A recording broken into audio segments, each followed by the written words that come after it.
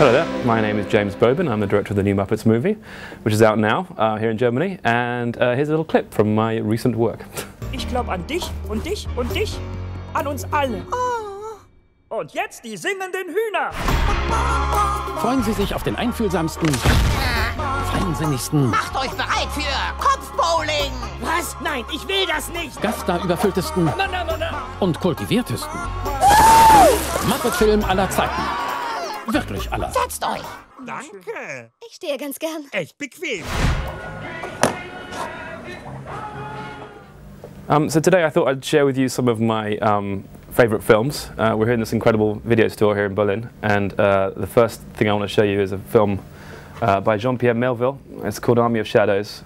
And one of the things about when you start working in any medium, be it TV or film, is that you kind of want to get away from the thing you do normally, and obviously my speciality is comedy. So this is the furthest thing ever from a comedy. It's incredibly serious. It's a story about the French resistance in the Second World War, and it's unremittingly bleak, and I think probably actually quite realistic as to what it was like in those times, because there's kind of no melodrama, there's no hysterics, it's actually just plain and factual about what the world was like. And in fact, when you watch it, you realise these guys don't actually achieve anything. They're kind of running to stand still, which is amazing. It's about 3 hours long, but it's amazing. The second film I want to talk about is a film called Barry Lyndon by Stanley Kubrick. This is the Kubrick section. You'll notice there's hundreds of films here. You know, again, it's nothing like the sort of work that I do, but that's probably why I admire it so much, because I studied history at university, and so I am consistently astounded by his achievement in this of making it feel like the 18th century.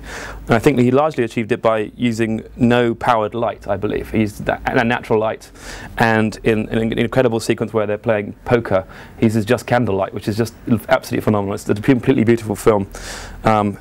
It's actually a very famous old English book, which was written originally by I can't remember now. Well, yeah, Thackeray wrote it many, many years ago. So it's actually an original 18th century book, and this is just such a beautiful film. It seems to have won 4 Oscars, which I didn't know about. There you go. But yeah, it's an amazing piece of work. Another one here, which is one of my absolute favourites, is Fitzcarraldo. 1981, I think, by Werner Herzog. Again, not just because I'm here in Germany. Herzog's actually one of my favourite directors of all time. Fitzcarraldo is an amazing story about a guy who carries a steamboat across a mountain in a jungle. And the amazing thing about this movie is he actually did it for real. It's like the most incredible achievement. And they moved it in a way by having these logs roll up a hill, like people in ancient times rolled huge stones up a hill when they built the pyramids, that sort of thing. So it's like an amazing achievement of reality filmmaking. He achieves this incredible thing of raising this boat over this huge mountain, and then the native chief cuts the cords, and the boat starts to come through the rapids, and he actually did this for real again, injuring like 6 or 7 people. So it's a very real way of making films, which I completely admire. Called Groundhog, which starts off in here, I think Berlin here, and the guy, Bruno S., one of his favourite actors who works with him regularly, starts here. He's kind of a guy who's released from prison and then kind of finds himself in trouble, and then moves to America, but not to like anywhere in America you've known. It's some really very weird parts of America, like North Carolina or something, and it has a very bizarre ending where it ends up with him putting this old truck into drive, and it just drives around and round and round, and then the film ends with a sequence of shots from a kind of native folk museum of like chickens dancing and playing the piano, and it just is the most bizarre film, but somehow it's very moving, and it's that you think, why is this engaging in any way? But it's so weird and interesting. But if you ask me what it's about, I've absolutely no idea. It's amazing.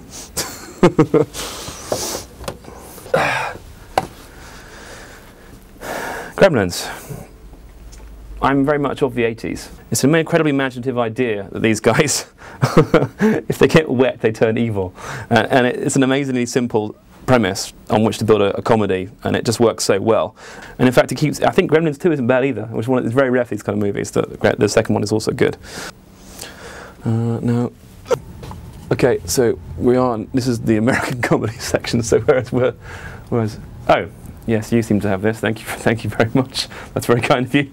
Okay, Rob Reiner's This Was Spinal Tap. Again, this is something as a comedy director you kind of aspire and look up to, because it's just such an amazing piece of work. And it's the first time people sort of try that mockumentary style, whereby you shoot something which is hilarious for real, and you sort of you know, you set this idea up and you follow it through in a very realistic way. And it's hugely influential on things like The Office and a lot of comedy from the 90s and onwards. And it's, you know, as such, it's incredibly ahead of its time.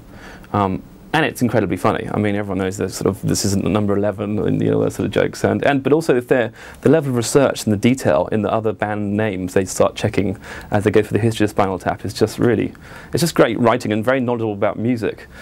I'll put that back where I found it, over there. Probably somewhere up here in the music section next to Saturday Night Fever, of course. So sticking with comedy, something I've always looked up to and watched many times is Groundhog Day. Very simple premise. The idea is that Bill Murray gets stuck in the same day over and over again. Quite high concept. And so you'd imagine something which would be just ridiculously over the top and overblown, but it's actually really nicely done.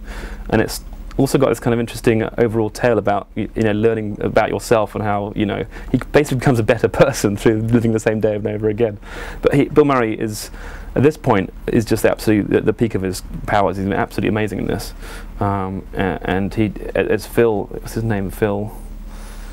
He's a weatherman who goes to look at the groundhog comes out every year, and if it can, you know, it's to predict the weather. It's called Puxatawny Phil, and some of the amazing sequences are things like when he learns to seduce Annie McDowell by learning the things she likes and then repeating them back to her.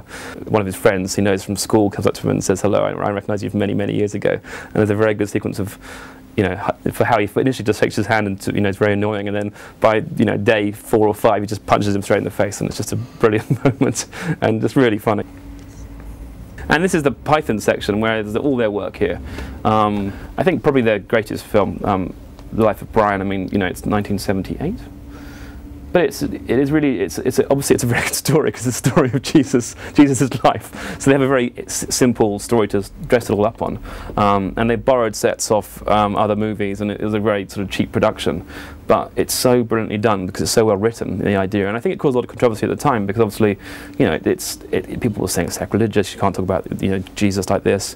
But it's an incredible satire about what Jesus' life was like and how the world was in those days.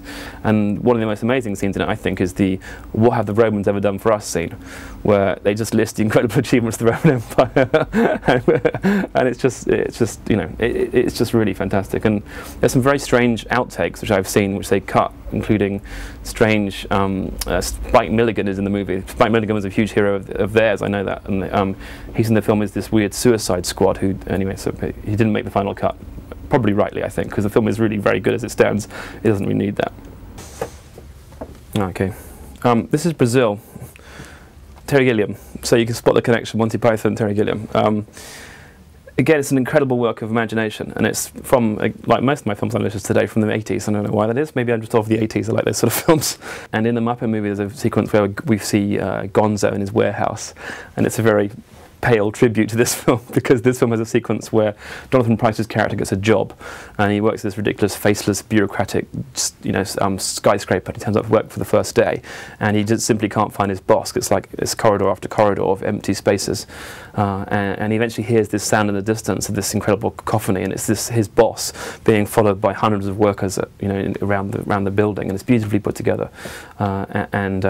it's a very memorable scene. And when Gonzo arrives in the Muppets, it's supposed to be a bit like that, but, you know. It's also amazingly has Robert De Niro in it, but not for very long. I'm not quite sure why he's the third lead there, because he's in it for about 5 minutes, but I guess he was famous at the time. But yeah, again, it's that incredible sort of, it's a nightmarish vision of the future. It's very much in a sort of George Orwell 1984 kind of idea. And Jonathan Pryce is the sort of set upon hero of this thing, and I think it's kind of that great thing. I like the idea. I'm always quite a fan of the guy who has to do something against his nature as the hero. It's a very interesting idea, I think, and he does that very well in this. And I think it was quite, again, a difficult film for the time, because I remember him having problems getting it out. In terms of the form he wanted it to. It was a studio picture, and the studio didn't like the way he ended it, and so they kind of they just pulled the plug. And I think he then sent it to the various film critics associations across America surreptitiously, and they loved it and printed reviews of it, even though the studio didn't know they'd seen it, and the studio were therefore forced to release it in its form, and its original intended form. And it's just, you know, it's one of my favourite films. Okay. Excuse me, I can't find a film here. It's called Weekend at Bernie's. It's a comedy, mid-80s. Do you have it? Oh, okay. They don't have this film, which is amazing because this is the biggest video store I've ever seen. Film Weekend at Bernie's, 1984, I think. Very simple idea. Two guys have to pretend a guy who's dead, has to convince everyone else he's dead for a whole weekend. There's Andrew McCarthy and, oh my goodness, Jonathan Silverman, I think. There's an amazing performance in it by Terry Reiser as the dead guy. He basically plays their boss, who they discover some sort of scam he's putting at work, and the boss orders a hit on them, and then himself is killed, and they get to the house that weekend and find him dead, and they realize that they think that they have to pretend he's alive, otherwise they will themselves get killed. So that's a very simple premise in which they have to do a thing whereby carry this dead guy around for a whole weekend and pretend to everyone there he's still alive for a whole weekend.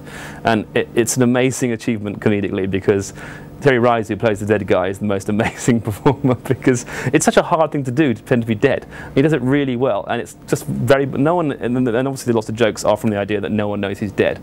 So for example, he has sex with his girlfriend and he's dead, and he has water skiing and he's dead. And it's just a very simple joke done, again, very well. And it's one of those things that often the most simple things make you laugh the most. And to me, Weekend at Bernie's is an amazing achievement because of that very simple nature of that movie. There's some of the films that I've enjoyed in my time. A quite strange selection of comedies and non-comedies, but I think as a person who enjoys cinema, you have to have this range, because it just it's an incredible medium, and I love movies, and so what you watch changes through time. But anyway, I've been James Bobin. Thank you for watching. I hope you enjoy the new Muppet movie, and that's it. Okay, goodbye. Oh, yes, I should probably say a few words about this, because this is the original Muppet movie shot in 1977. And if you watch the new Muppet movie that I did, we reference this quite a bit, because when we did this film, the new film, this was very much in our minds in terms of the style and the feeling of the film, because we are all such huge fans of this original movie. And in fact, there's a sequence in it, in our current movie, whereby they find Sweetums, and he's working at the garage where he was. If you watch the first movie, Sweetums was also working at the same garage where they buy their car. And in fact, when Sweetums comes into our movie, it's actually a shot-for-shot recreation of that moment in this movie. And there's lots of other moments we always really liked and enjoyed. A lot of the fourth wall breaking jokes are very similar to this movie, which we really like. But it's a huge inspiration, and in fact, I might just take this because I don't need to watch it again. I always love watching it. It's so well done. All right, thanks again. See you soon. Bye bye.